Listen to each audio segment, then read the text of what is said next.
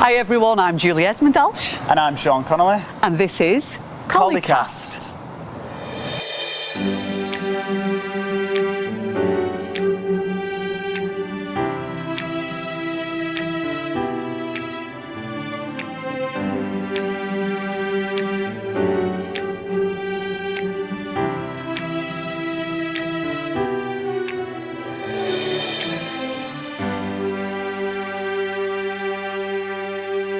Hi everyone, this is Julie Hesmondhalgh on Fairbottom Street outside the famous Oldham Coliseum, and I'm here today with Sean Connolly, who's worked at the Coliseum many times in different roles, and Sean and I will be co-presenting, and sometimes Sean on his own and sometimes Zoe behind the camera there will be presenting Coli Cast, which is a new podcast all about bringing the audience with us on the journey to reopening the Coliseum.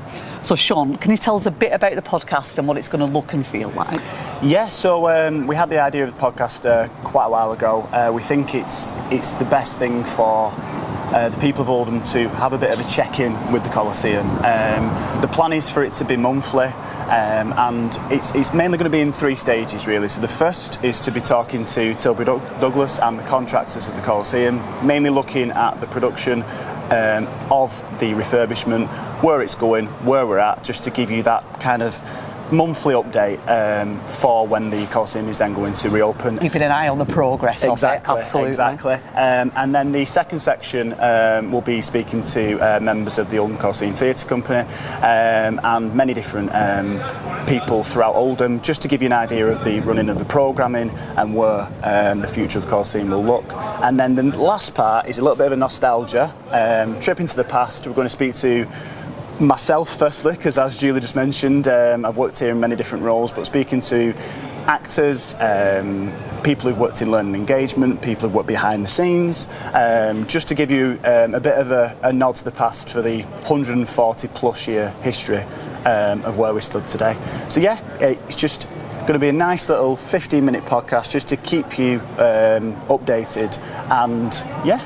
Great. I'm looking forward to it. It should be good. It should be great. So a nod to the past and a nod to the present, as it's all happening behind us, and a nod to the future when we finally reopen. Yep. And also keeping you abreast of all the things that Oldham Coliseum are doing outside the building in the run-up to the reopening, and then hopefully a few test events as we go along as well. So look forward to catching up with you all soon.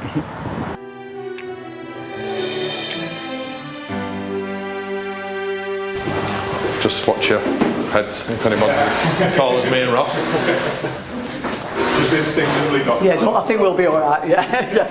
No ducking here. Hi everyone, it's Julie Hesmondhalgh here in the newly minted Coli Cast, and I'm here on the stage at the Oldham Coliseum, Fairbottom Street, with Martin Hoyne, who is the Regional Director of Tilbury Douglas, who are in charge of the building works here. So as promised, we're taking you on the journey with us to see what's happening inside the walls of the hallowed Coliseum, and Martin's very kindly given up his time to tell us what's going on this week. So big targets for us really over the next 2.5 months really, is stripping out everything that we've kind of got inside the building. So it's largely internal demolition and external roofing works, and the idea is, in terms of the external roofing works, that's really to stop any rot in terms of any kind of weather penetration and try and make good progress on that before we get into the winter, because obviously we don't want any water ingress as we start fitting out the building. And then internally, you know, over the last month or so we've done quite a bit of survey work just to discover exactly what we've got, not just from an asbestos perspective, but you know what we found is a lot of the internal walls are timber walls, so from a performance specification they're probably not up to standard, some of them. So some of the walls can stay, so we understand now which walls can stay, which walls need to be replaced. We understand what we're doing with the high level services, most of which are going to be removed, and we've got a better sense of what the asbestos removal strategy is. So that's been the kind of piece of work that we've done. It's largely been intrusive surveys. Now over this next period of the next week or two, we will commence the internal strip out. So we've got scaffold up to the underside of the roof, so that's to kind of... Some scaffolding is that. It is. Like, so that's like a brilliant climbing place. It's the most fun climbing place. Absolutely. So, but I wouldn't encourage that. Obviously. So the idea is to complete that over this next week or so, and then that allows us to start the roofing works. And as I say, a couple of weeks, we'll have teams in starting to strip out internally. And the hope is that by the time we get to the end of October, early November, we're effectively back to shell. So we can really start in earnest the fit-out process, which is the bit that gets everybody kind of excited. Yeah, the stripping back is quite alarming, isn't it, when you watch it from the outside, but actually the building back up. And I think that our viewers or listeners will want to know how it will be. I mean, will it still feel like the old Coliseum, even though all this stuff's been stripped out? Yeah, I think, we absolutely understand the heritage of this project. Obviously, as you know, we've just refurbished Oldham Library. Yeah. So we kind of understand the sensitivities around the kind of local community. So in terms of the design, design development, we've worked alongside our design partners, architects, as well as the Oldham Council as a client and yourselves, just to make sure that ultimately in operation it's as sensitive to the heritage and the old look and feel, but at the same time it needs to be practical, functional, future-proof, and it needs to be safe to bring people in, and the building needs to perform, whether that's from a fire, acoustic, and obviously temperature control perspective, so that it's a nice comfortable environment. But the fact that we've kind of come in and stripped so much of it back, what that's done is it's really given us an opportunity to enhance some of the key areas. So one of the things we targeted fairly early on were the changing rooms, and the changing rooms are really in quite a narrow corridor space, relatively inaccessible, probably not very good for artists and that kind of stuff. So what it's allowed us to do is remodel that whole area to make the corridor and the access spaces more accessible, and a much nicer space for the artists to be in. Always nice, thank you. The reception area, the box office area, we've been able to really double down in terms of making that a kind of a real wow factor when people kind of enter initially into the building. Bobby Dazzler is the term we like to use. Exactly. So Bobby Dazzler entrance. You can quote me on that. It will be a right Bobby Dazzler. I've seen the CGIs. And then obviously the communal spaces, the toilets, the bars, crucially, we've been able to really go to town and kind of come up with a really good offering, I think, from a design perspective, but obviously budget has been absolutely key. So it's all had to be kind of, we need to make sure it's an affordable solution, but we still want it to perform as well as we can. And it's going to be, because obviously there were issues with it being such an old building with disabled access and so on. That's all being solved in this rebuild as well. Exactly right. So one of the pieces of work we're just coming to the end of actually now is just making sure that we've got full disabled access into all parts of the building. Brilliant. Really, which isn't a feature of the existing building. Yes. So again, it's going to open it up. That's fantastic, thank you. And just in terms of the future, thank you so much for allowing us in today, because I know it's a working space. No, it's good to have you. It's hence the beautiful outfits as always, even gloves today. But over the next few weeks and months, we were talking earlier, Martin, weren't we, about sort of sharing information. Indeed. And how that will work. Yeah. So can you tell us a bit more about what we're hoping to do with that? Yeah. So when we first engaged with yourself and also with Oldham Council as a client, we really needed to understand what your key drivers were, what the critical success factors were for the project, and engagement with the community was obviously right up there, and making sure that we brought everybody along kind of in that journey. So we've got all sorts of events, milestones, potentially test events towards practical completion, that kind of stuff, and we're going through the planning stage of that now to make sure we've got those key milestones where we can effectively bring the progress of the building out and share it. Even though we can't have people necessarily walking around while it's a building site, we can certainly share progress periodically, and always happy to have you guys back and take a look yourself. Great. So, as promised, we'll be taking the audience with us on this journey, and thank you, Martin, for your time today. More than welcome. Overlooking the world. Again.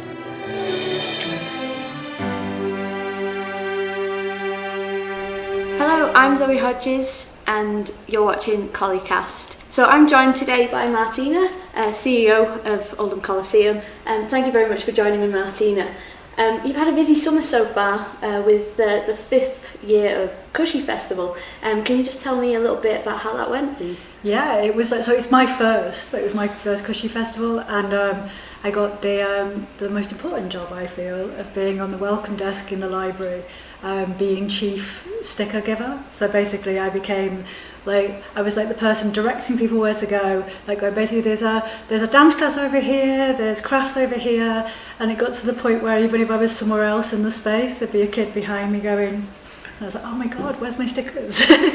So this year was the first time we went to Northern Roots. So Northern Roots, for you who don't know, it's just an incredible space which is just near Alexander Park, and it's been everything. I think it's been a tip, it's been a factory, and they have this whole thing about tales of the earth or stories of the land, and it's literally if you go down every layer of the land, it will tell you a different thing about how humans have used that space.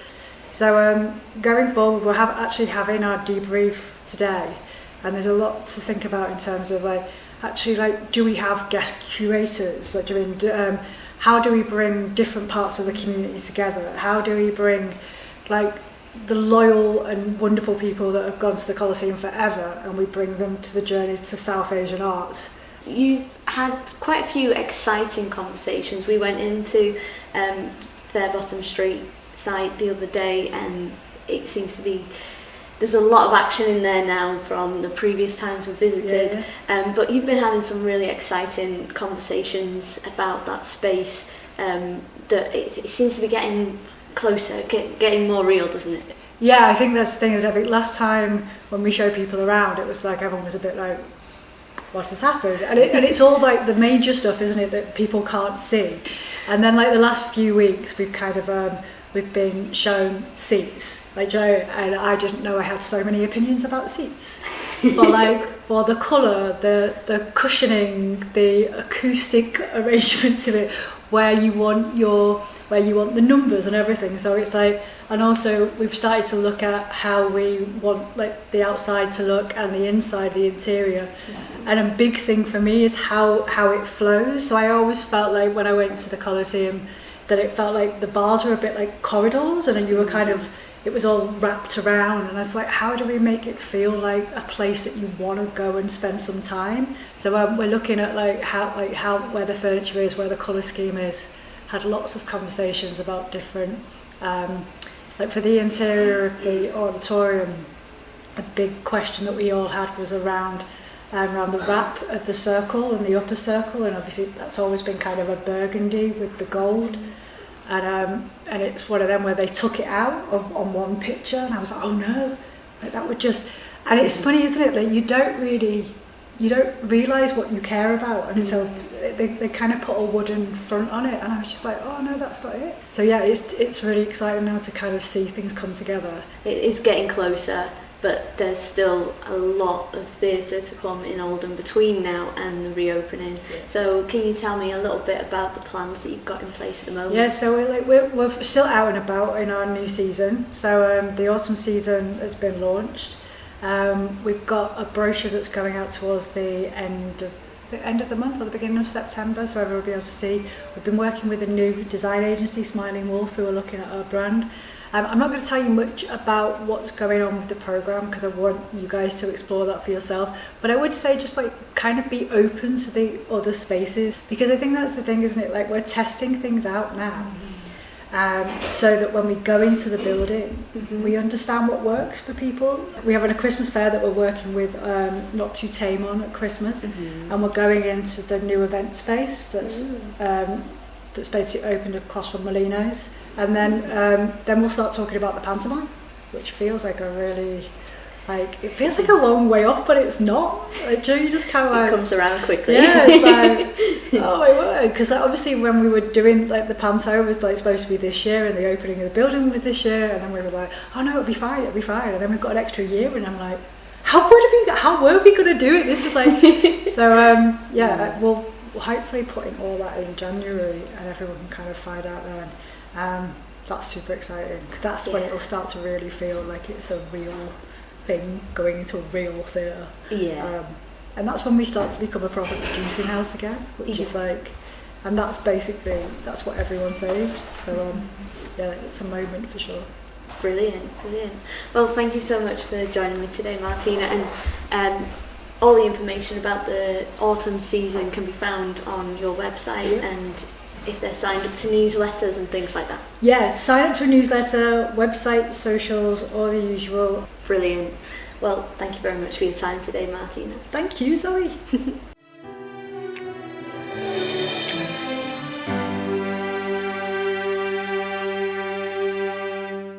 So our very special guest for our first ever episode of Coli Cast needs no introduction. From the iconic Queer as Folk to the hilarious Gimme Gimme Gimme to the legendary Cobbles.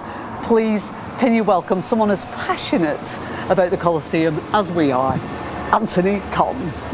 Hello, Antony! This is so mad. I know. I've not been here since it closed, but certainly I've not been here when it's been part of talking about its history. There was just no need. It was the Coli and it was up and running. And it was here. And it was here, and now it's just all these memories of what the street was, Yorkshire Street and Union Street, and because I was here when I was 10, so it's very, very magical to be here. And I know that sounds ridiculous because it's covered in scaffolding, but this street is where it all began for me. Yeah, so talk to us about your connection with the Coliseum. I was a member of Oldham Theatre Workshop from the age of 10, and Theatre Workshop had an affiliation with, even though they were separate companies, this was the theatre, so we used to rehearse in Harrison Street, which is sadly no longer there. That didn't get saved in the way that this has been. Of Oldham Theatre Workshop and now in the old library, which is a beautiful the old new space. library. Yes. Yeah. We would take over the theatre to do shows here, which were as commercially successful as the main house shows. So I started performing here when I was 10, and so I know we say this all the time, but they were different times. But that little walk up from Harrison Street up here and into the theatre was I must have done it 1,000 times. So I met all of my friends here. Everybody from Saran, Anna Friel, the people that you know, but then people like Michelle Kelly and Neil Greenwood and all of our mates, Becky Tewig, Marsha Thomason, Dan Stanley, were all here and we were all in it together. Yeah. And it's like a tribe, isn't it? You found each other and those friendships prevail. I've always heard that about Oldham Theatre. It was absolutely a tribe. Yeah. And we're all just walking the world trying to find our tribe. And if you're lucky, you might have one or two. You might have your family, you might have your work. And then this was absolutely one of my tribes. And I've never ever been able to replace this. No. This was totally and utterly unique. And it meant the world. It was magical, and the Coliseum supported us, so we would take over this, like I say, and they would be absolutely as commercially successful. There would absolutely be people queuing for returns, doing our shows that we would do here. And it was, when you think about it, it was nuts, because it's the most beautiful bijou theatre, even though it looks like a Matchams inside. It's a small theatre. But we would have a revolve, I was saying to you before, we'd have a revolve in order to just get 200 kids on the stage. So that everyone had their moment. So everybody had their moment. And we would honestly have 200 children on the stage. 200 performers would be in it. In some productions you were in here. So I did Alice in Wonderland here, I did Wurzel here, I did Teddy Goes to War here, I did Our Day Out here. Everything was here. Yeah. And, we famously did Bugsy Malone here. And everyone had a revolve, and everyone had a story. Emma Longbottom was the back of a crocodile, and the crocodile got stuck in the revolve, and it dragged her around, and she couldn't get out of it. And Sarah Lancashire was Mrs. Darling, and it's just it was magical. People sometimes say, mistakenly, I think, never look back. I don't believe in that. I think you should always glance back every so often, whilst looking ahead, because then you don't trip up. Yeah, I agree completely, Anthony. I just wanted to ask you on the back of that, what would you say is your earliest memory of the Coliseum, if you had to pick one? Let's put you on the spot. But... Really weirdly, I've had a little wander around. I remember things like sitting outside the scene dock door. Yeah. And I don't know why, I remember Sue Devaney in her car in the car park. I remember that. I remember David Rustage with the keys. He had a big round set of keys.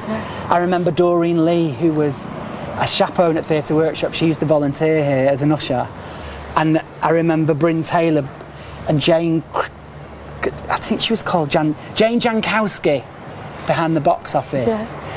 My mum said, can she swap her ticket for the matinee? She wants something, I just remember stuff like that. And I remember, it was printed tickets in a book. Yeah. I remember them tearing them out of the book and you having to hand the other one back and it sellotape back into the book because that was now available. But it was all stuff like that. My mum says,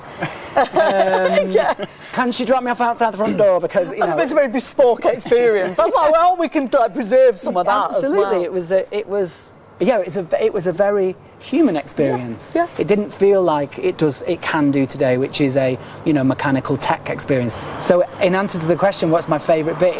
It's all of it is my favourite bit. Mm-hmm. Me and Gemma in Alice, I was the White Rabbit, she was Alice. And it was outrageous. Flying by Foy would come in and do it. Me and Gemma up a wire.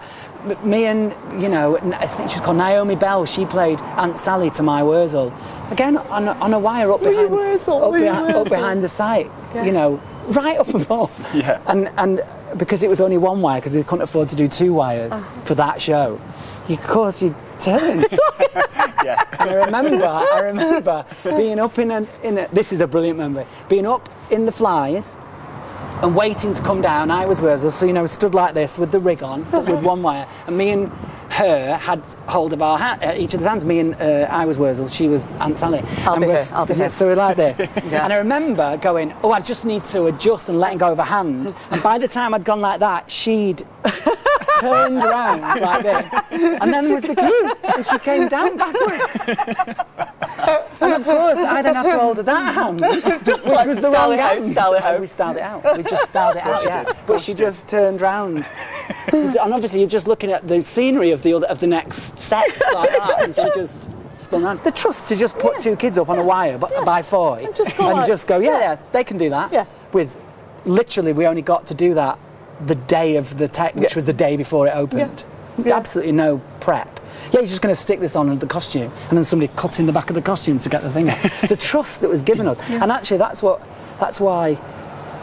we loved it so much, was because we were treated like mini adults. We weren't treated like kids. We were treated like small adults, and there's no understudies. No. You had to turn up, and that's why. Showing off now.